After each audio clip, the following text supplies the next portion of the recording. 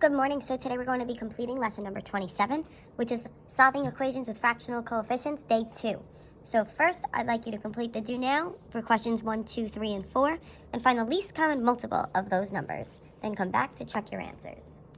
So taking a look at question 1, I listed out my multiples. I found my least common multiple was 20. Question number 2, I listed out my multiples. I found my least common multiple was 18. Question 3, I listed out my multiples. I found my least common multiple to be 28. And question 4, I listed them out, and I found my least common multiple to be 24. So now, looking at question number 5, we need to solve for the unknown variable. So first, we're going to put our line down, our equal sign. Then we see a fraction. I want to make the other number a fraction. So remember, we put that over 1. Then we need to find our least common multiple. So we're going to, or well, in this case, a least common denominator. So I'm going to look at my denominators. So I have 8 and 1. So we know that 1 has every single number as a multiple. So our least common denominator here is just 8. So then we can leave this first one alone because it already has a denominator of 8. And then what do I multiply 1 by to get it to become 8?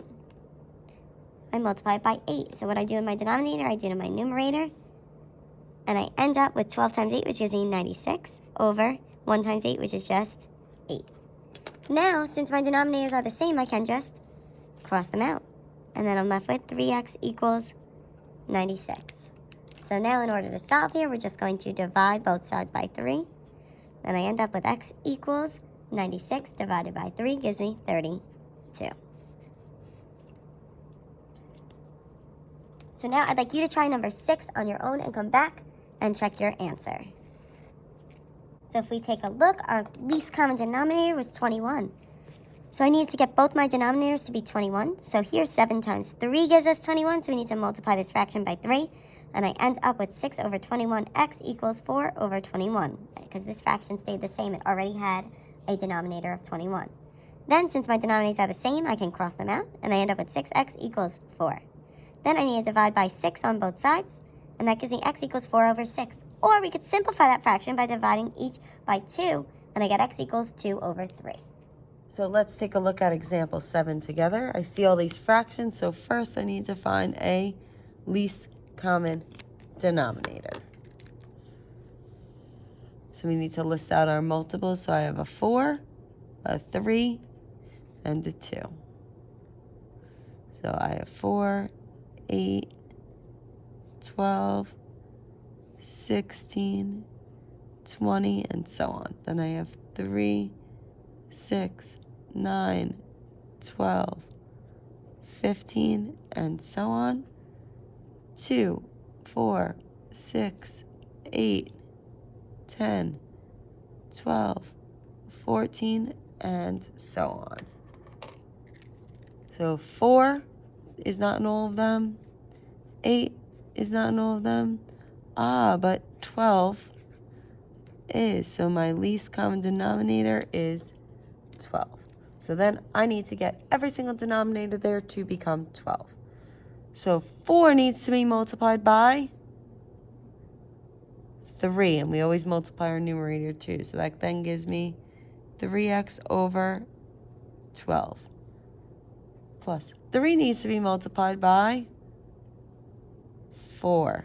So that then gives me 4 over 12 equals 3 needs to be multiplied by 4. So that gives me 4x over 12 plus 2 needs to be multiplied by 6. And that gives me 6 over 12. Now all of my denominators are the same. So I can cross them out. And then I have 3x plus 4 equals 4x plus 6.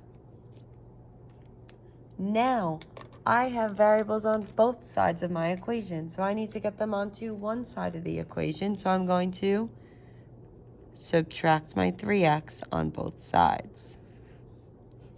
So then I end up 4 equals 4x minus 3x gives me 1x, which is the same as just x, plus 6.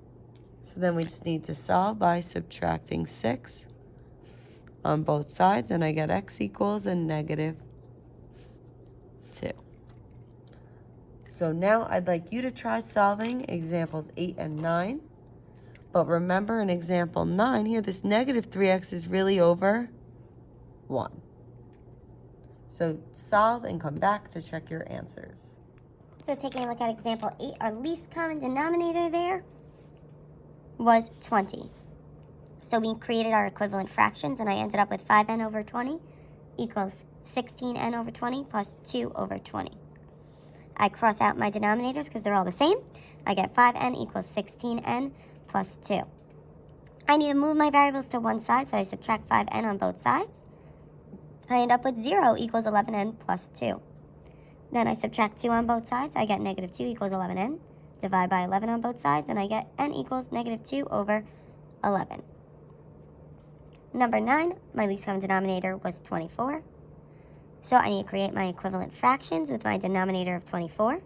I get 3 over 24x minus 8 over 24 equals negative 72x over 24 minus 18 over 24.